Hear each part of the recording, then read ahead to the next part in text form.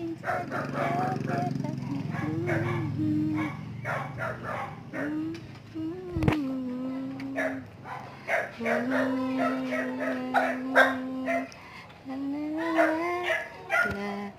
Inside the pocket.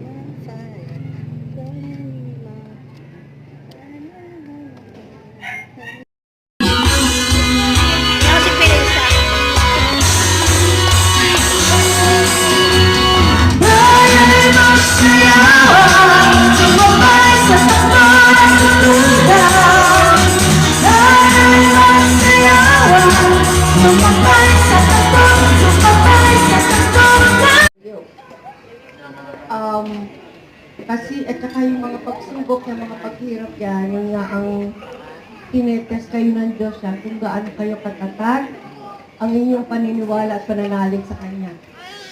In Jesus Christ, through Jesus Christ, we have to pray. Through Jesus Christ. Kasi ang sabi iyo pa. Anyway, yung sinabi ni Tita Leti, totoo. Ganito yan, ang unang-una, ang kayo, bawat isa sa inyo, magkaroon kayo ng pananalig sa Diyos. Every time, lagi tatawag kayo sa Diyos,